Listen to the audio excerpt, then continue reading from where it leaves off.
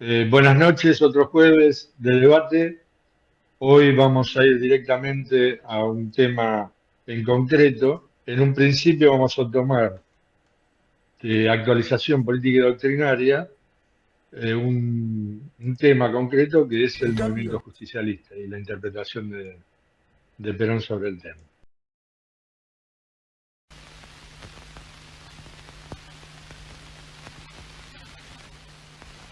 la única fuerza cívica que conserva su estructura y su potencia es el justicialismo.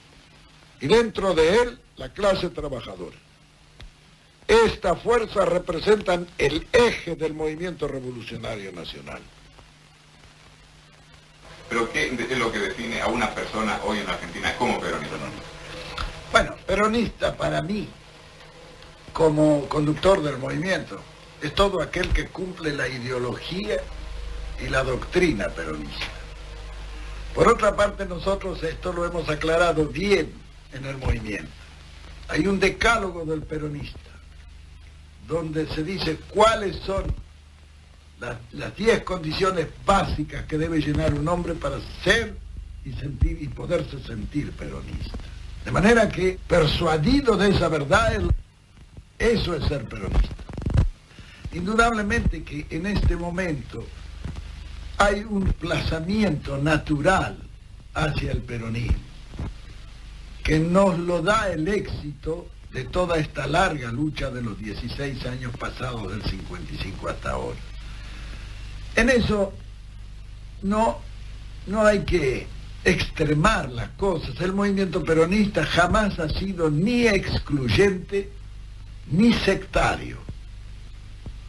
Nuestro movimiento, por ser de una tercera posición, es un movimiento de gran amplitud. Eso es el peronismo. Ahora, dentro de la acción política que se desarrolla todos los días, vemos mucha gente que proviene de otros sectores políticos, que pueden ser del comunismo, pueden ser del conservadorismo, porque de todo hay en la huerta del Señor. Por aquí han pasado las más diversas tendencias. Y yo a todos les digo exactamente lo mismo. Vean, señores, cuando nosotros formamos el justicialismo, vinieron hombres conservadores, como el doctor Remorino. El doctor Remorino era secretario de Julito Roca, de manera que imagínense, del riñón de la oligarquía, y fue un gran peronista, un buen servidor, gran peronista.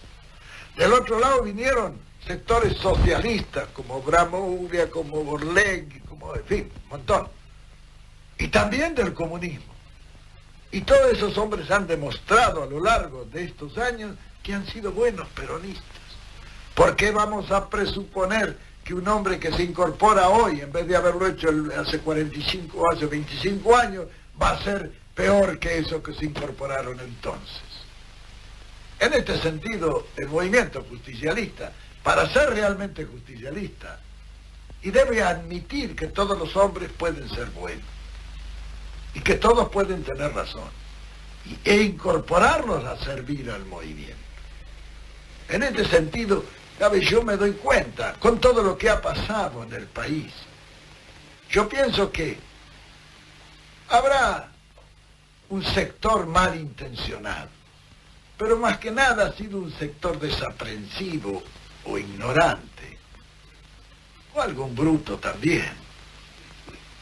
Y el bruto siempre es peor que un malo, porque el malo suele tener remedio, el bruto no. He visto muchos malos que se han vuelto buenos, no he visto jamás un bruto que se haya vuelto inteligente.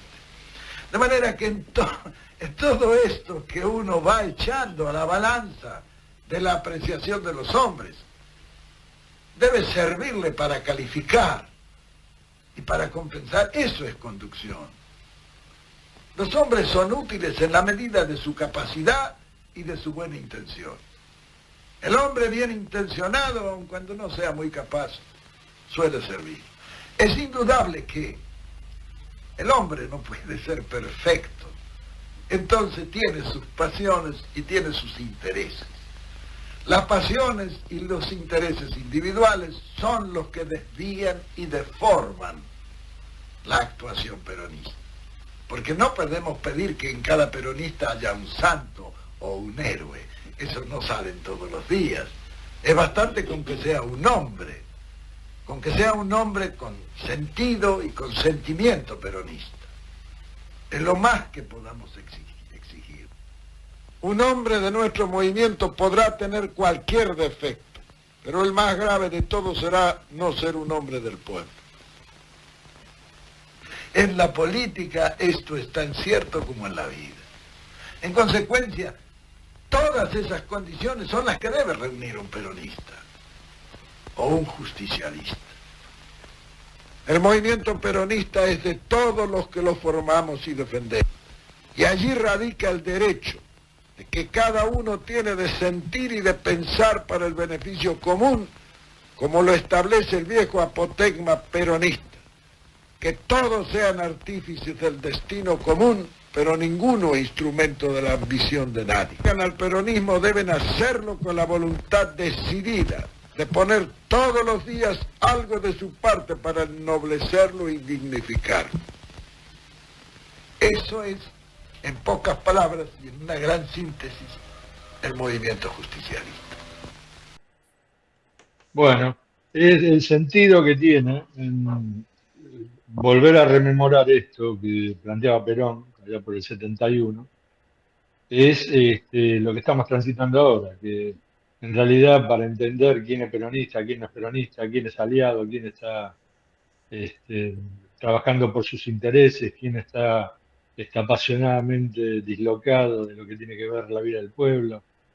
Entonces, el sentido es ese, frente a lo que se está viviendo, a lo que está por acontecer, que son las las próximas elecciones, y al acomodamiento dentro de lo partidario, dentro de toda la sociedad argentina, pues las palabras de Perón sobre qué es el peronismo, qué es el movimiento y hacia dónde hay que apuntar, pues puede clarificar un poco el debate. Pienso que viene bien porque este fragmento, para entender y para saber luego, porque digo, hago una diferencia entre entender y saber. Pero en principio, para entender que la política se trata de sumar. Y se trata de hacer lo posible con lo que tengo. Hago lo mejor que puedo con lo que tengo. Ese es un principio básico. Yo diría que no solo para la política, sino para la misma vida. Quien es capaz de ver su alacena y con eso que tiene allí cocinar,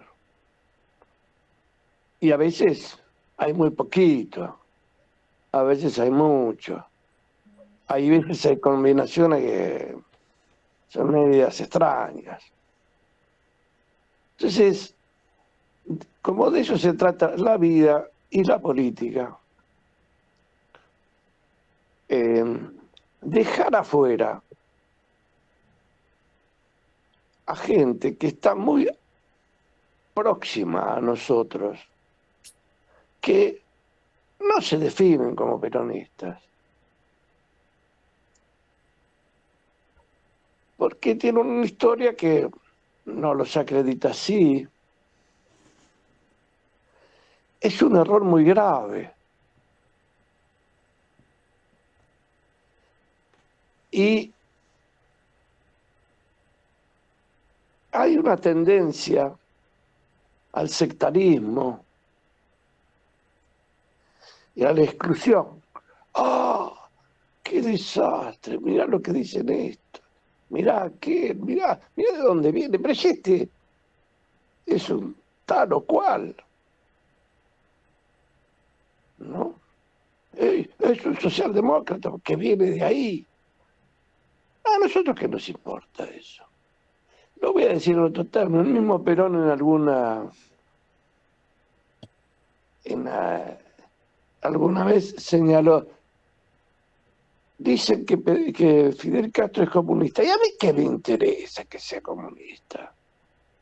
Si Fidel Castro es comunista, bueno, yo también soy comunista. ¿Por qué? Porque en lo central, tanto Fidel como Perón hablan de la patria. Quieren la unidad y la patria sudamericana primero y luego iberoamericana. No es lo mismo, yo sé, pero estamos muy próximos en algunas cosas, no en cualquier cosa, en esa. Y lo mismo pasa con algunos otros. Entonces yo lo que veo en sectores del peronismo que se rechaza, se pelea en una interna al pedo, sin sentido. Nosotros tenemos que ver es cuál es la cualidad del hombre y hacia dónde apunta. Si ese hombre apunta hacia el mismo lado que nosotros, pues es mi amigo. Y por lo tanto lo tengo que sumar. Y no dejarlo afuera porque no se define como peronista. O porque vino del radicalismo. Ahora, Juan Carlos, yo te pregunto una cosa. Si es a la inversa, si se define como peronista pero no lo es y no sigue la doctrina. Ah, bueno, en ese caso es un peligro. Ah, En ese caso, ese tipo sí es peligroso. Es el más peligroso de todos, a mi criterio, ¿no? Pero si se define como peronista, pero no obra como peronista, hay que hacerlo obrar en beneficio del peronismo. Hay que sacarle el jugo. ¿Qué tenés? ¿Qué me es útil? Y entonces encuadrarlo dentro de lo que son útiles.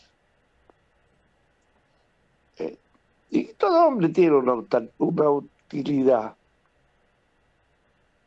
Pero, claro, se dice peronista, no obra como peronista, hay que hacerlo obrar como peronista, o por lo menos, como digo, ¿qué tenés? ¿Me acercás votos? Bien, vení para acá. Yo creo, Juan, perdóname, para agregar a lo tuyo. Yo creo que la confusión viene dada porque dentro hay líneas con,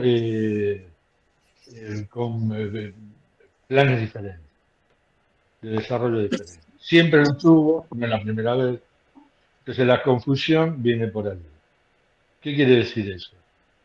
Que, digamos, por ejemplo, hoy estábamos charlando el hecho de el tema que hay en discusión dentro de lo que es dentro del peronismo sobre la renta básica universal. Renta básica universal sí, renta básica universal no, por ejemplo. Industrialización sí, o vendemos vendemos las tierras, la minería, hacemos Bueno, extractivismo, hacemos extractivismo, o vamos a ver. entiendo eso que vos decís, no se me escapa. Ahora, No, no un es porque tipo que... Perdona, lo pongo a perdona. debate, lo pongo a debate. No, no es que no lo entiende, yo sé que lo Ah, entiende. Por eso le estabas bueno, planteando. pero un tipo que habla de que la solución es la renta universal,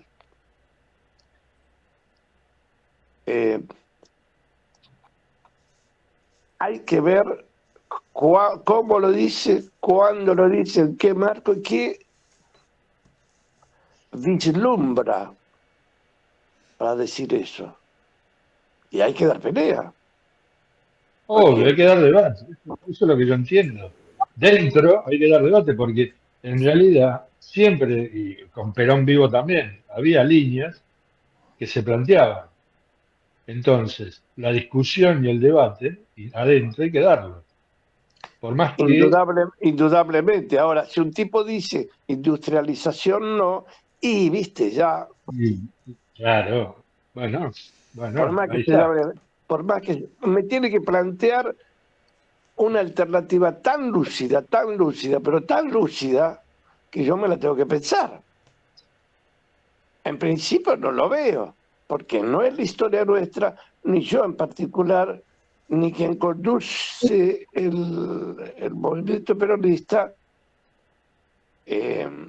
ve los peronistas, digamos, hacemos eje del trabajo, eso lo sabemos. Ahora, ¿a qué llamamos trabajo? Por ejemplo, este es todo un tema, sobre todo en este tiempo histórico en el que el trabajo tal como lo conocimos va desapareciendo gradualmente. Entonces, ¿qué podemos ofrecer? Eso es como una discusión si el trabajo, para Juan, porque ahí es una discusión que ya se dio en los 70. Si el intelectual era trabajador o no era trabajador. ¿Vale? Y se saldó como que el intelectual era trabajador también. Está ¿Vale? bien. Daniel, Hoy, por Daniel, ejemplo, cuando decir, quieras intervenir, no hay problema. Mientras que lo hagamos con respeto, podemos ir apareciendo No, poco a no poco. quería interrumpir, pero sí, bueno, que termine de hablar Oscar y entro. hoy decir el trabajo que se hace a través de la computadora, a través de lo que es el trabajo que se está dando, es también trabajo intelectual. Yo no lo diferencio. Yo en eso yo no hago mayor diferencia. Estar sentado delante de una computadora es como estar detrás de un libro estudiando. ¿Cuál es la diferencia? O el trabajo que es esto, yo creo que es mezclar cosas que no vienen a cuento. Eh, Eh, yo creo que es seguir transformando la materia o seguir transformando la realidad a partir del trabajo. Bueno, Bueno, yo coincido. Daniel, discúlpame, un segundo, quiero decir una sola cosa y ya te dejo, porque me parece importante. Por ejemplo, la Argentina tiene una capacidad para el desarrollo de la biotecnología, de la investigación, como pocos países. Entonces, y además en este tiempo, eso es clave. Pensar que solamente en el trabajo industrial, es decir, el obrero que entra, hace su trabajo y se va, sin que sea obrero estrictamente, pero que pertenece al complejo industrial típico,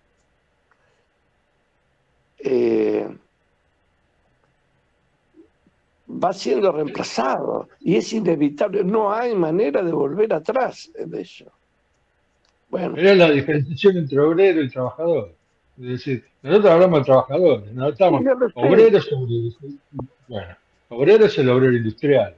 Y yo quiero un médico no es un claro, trabajador de la medicina, no es un obrero de la medicina, es un trabajador de la medicina.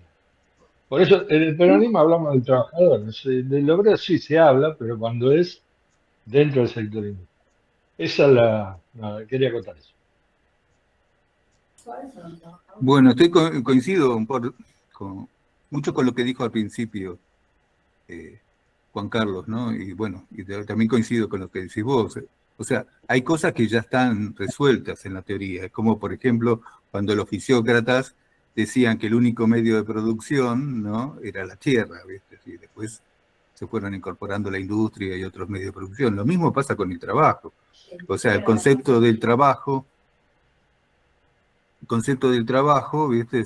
Cambió. O sea, hay muchas formas. Yo pienso que todo lo que sea productivo, no tanto para el que lo ejerce como para la comunidad, es trabajo. ¿Viste? El tema es que no sea antagónico, ¿viste? O dañe al otro. Siempre que genere producción está bien.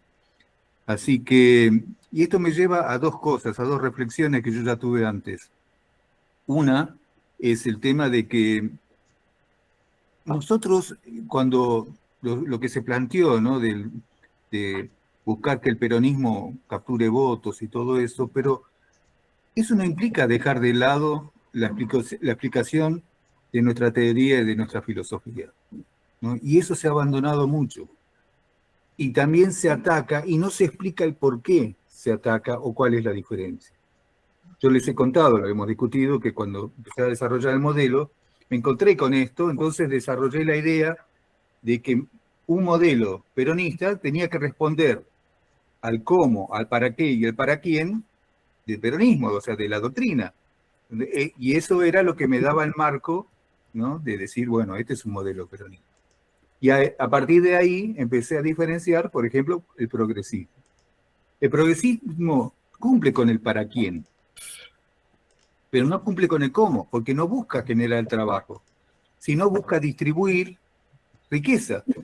Y el problema de la distribución de la riqueza, que yo planteo en mis trabajos, es que es distribución del dinero, no del trabajo y la producción.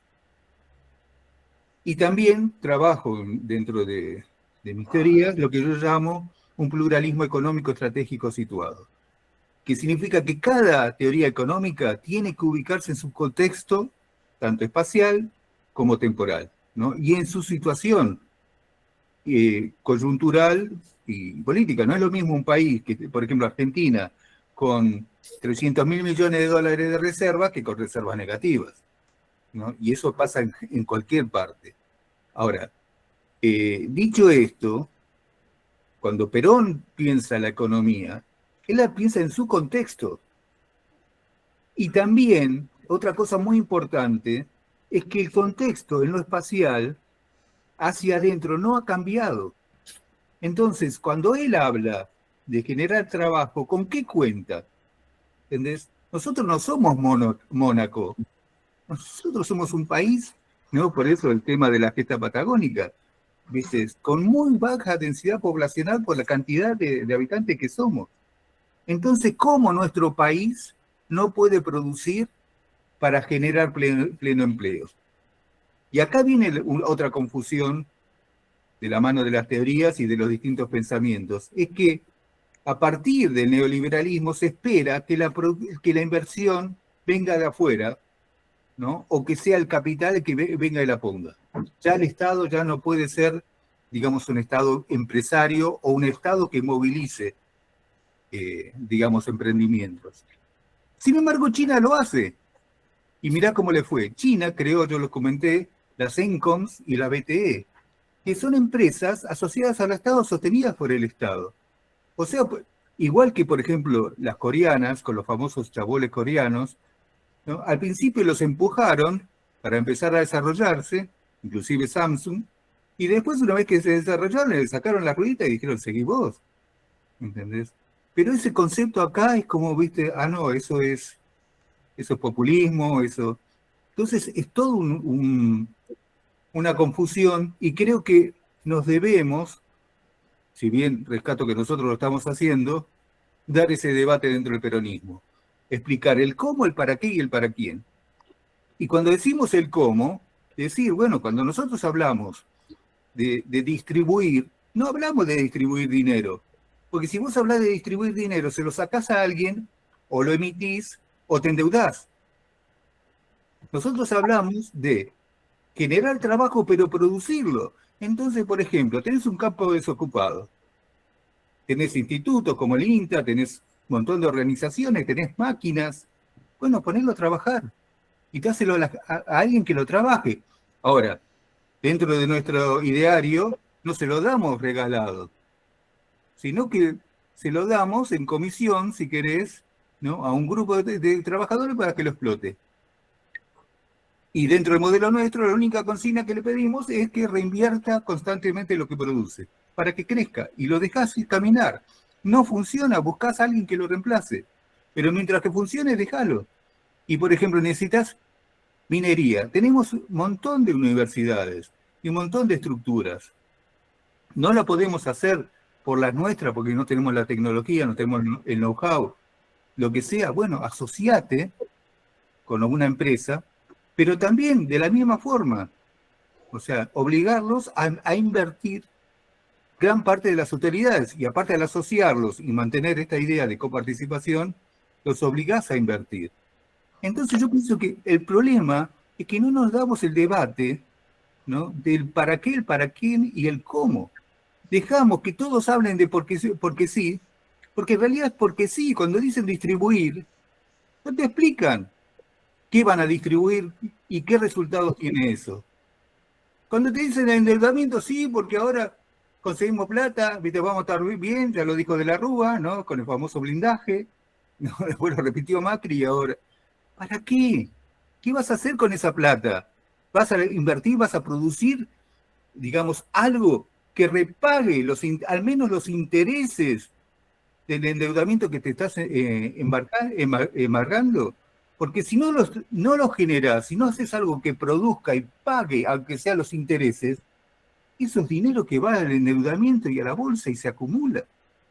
Todos esos debates brillan por su ausencia en la radio, en los programas de televisión. Nadie los aborda. Aplauden un endeudamiento y no explican para qué carajo. Y te ponen, ¿viste?, figuras ficticias, ¿viste?, ¿entendés?, y términos estrambóticos para justificar algo que no tiene asidero, ¿entendés?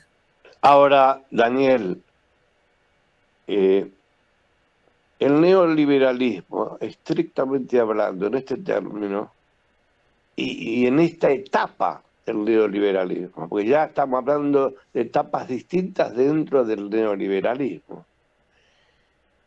En esta etapa de financiaridad, no me sale la palabra, sí, es esa. Financiarización. Sí, sería igual. Pero es una etapa en la que se produce un tipo de hombre ligado al crédito. Porque lo que hoy vale no es lo que se produce, lo que vale es la capacidad que tengas como individuo o como nación o como colectivo de otro orden, de que te den crédito. ¿Qué quiere decir? Por ejemplo, que te den like. A mayor cantidad de acumulación de like, crecimiento del capital y por un capital simbólico. Pero aclaremos una cosa, para que te interrumpa. Sí. Ese es el discurso del otro, o sea, el discurso neoliberal, ¿no?, para capturar, digamos, las voluntades, pero no, digamos que no es lo real. No, estamos de acuerdo. Yo estoy caracterizando el tiempo. ¿Qué es lo predominante hoy en el mundo occidental, lo que ya se llama mundo occidental? Entonces, si vos tenés, y vos sos economista, y de esto vas a saber más que yo seguro, que hay 4 veces más deuda de la que debería haber en el mundo. Estados Unidos no va a pagar nunca lo que debe. Europa no va a agarpar nunca lo que debe. Nosotros debemos plata, sí, pero en comparación, no digamos, sino por porcentaje, somos chiquitos. Debemos menos que los Estados Unidos. Debemos menos que Europa, que cualquier país de Europa. Ahora, ¿qué quiere decir eso? Que no se sostiene sobre la producción. Acá lo que vale es el crédito, que no se paga nunca, pero que hace circular el capital. Entonces, Lo que quiero señalar es esto. En un mundo donde eso es predominante, nosotros pertenecemos, no estamos en el mundo de China. Entonces no tenemos que manejar el contexto en el que estamos. Ojalá pudiéramos cambiar al mundo de China sin los peligros que eso conlleva. Eso es neocolonialismo, Juan. Nosotros somos la No, me periferia. refiero, bueno, está bien, pero son áreas, en el mundo son áreas de influencia, Oscar. No, Son áreas de nosotros. influencia. Sí, son áreas de influencia. Ojalá Claro. pudiéramos, pero no podemos porque es un peligro, realmente quedas sin producción vos. Bueno, pero déjame No, ya lo sé, te lo digo que es el sistema neocolonial te lleva a que vos te endeudes y vos tengas que pagar. A vos la sangre te la van a sacar a vos. No se la van a sacar a Estados Unidos o a los países europeos. En comparación, Argentina debe mucho menos que España, por ejemplo, o que Italia, Por o que lejos, Francia. pero por Ah, lejos. Bueno, la sangre no se la van a sacar a los países de acá. Se la van a sacar a los países donde el sistema necesita transferencia yo qué sé, de tierra rara, de minería, de lo que sea. Y te la van a sacar o por la buena o por la mala. Esta es la buena. O sea, el tema de endeudamiento es la buena. La mala que te pongan una bota encima y van y te la quitan igual. Ahora, pero frente a eso, ¿qué haces? Porque es verdad. Es decir, eso es lo dominante, el sistema que se está utilizando, sabemos, y yo creo, como dice Daniel, que hay que dar el debate. El debate hay que darlo, porque es un debate que está también dentro del peronismo. Porque, aunque parezca mentira, digamos, lo que es el neoliberalismo está también metido dentro del peronismo. Y hay discurso también neoliberal dentro del peronismo. Hay gente que habla de neoliberalismo dentro del peronismo. Entonces, frente a eso hay que dar debate. Hay un debate de ideas que hay que darlo. Que evidentemente no hay que tratarlo como enemigo, pero hay que darlo. Hay que darlo. Callarse, evitarlo, es dejarlo pasar. No, ¿sabés cuál es el problema? por supuesto que hay que darlo el debate, eso yo no tengo la menor duda. Lo que Pero quiero es más que darle el caracterizar debate. son las condiciones en las que eso se desarrolla, nada más, para iniciar el debate entre nosotros también. Yo pienso que el debate tiene que empezar por las falacias, ¿entendés? Por lo que se dice se da por real y no lo es. Por ejemplo, ustedes están comparando la deuda con el tamaño del país, pero la realidad es que la deuda externa, ¿con qué se paga? Se paga con los saldos exportables, ¿no? O sea, ese es el problema. No tiene nada que ver con la producción, ¿entendés? Interna. No tiene que ver con el PBI. Porque vos no podés convertir tus pesos, decir, viste, creció el PBI, viste, o con el superávit, digamos, primario. ¿Qué tiene que ver el superávit primario con poder pagar la deuda? Vos con un superávit podés generar pesos y pagar tu deuda interna, que es importante. Que es otra falacia, como la que hace Milei, que habla todo el tiempo de que hay dos cajas y meter todo en una. O sea, meter la deuda, digamos, en pesos con la deuda en dólares, como si fuera lo mismo en una misma caja. No lo es. Vos podés tener deuda en pesos que la pagás con el crecimiento del país hacia adentro, ¿no? O con crédito. No, pero saquemos el crédito, hablemos de la función de pago, de recursos de pago. Vos, la deuda interna la pagás con recursos internos, la deuda externa la pagás con recursos externos, o sea, con exportación, y no hay de otra. Ahora, hecha esta aclaración, nosotros tenemos un problema de que, por ejemplo, hasta el principio de año necesitábamos más o menos 12.000 millones de dólares anuales para empezar a pagar los intereses de la deuda y mantenernos y ver que no los teníamos. Y ahora estamos duplicando ese dinero y tampoco los tenemos ni los hemos generado. ¿Comprende la distorsión que hay? Sí, decime, Darío. Sí, digamos, aportando a lo que vos estás diciendo, ¿no? No solamente eso, sino que además de eso, además de generar deuda, se destruyó valor de trabajo.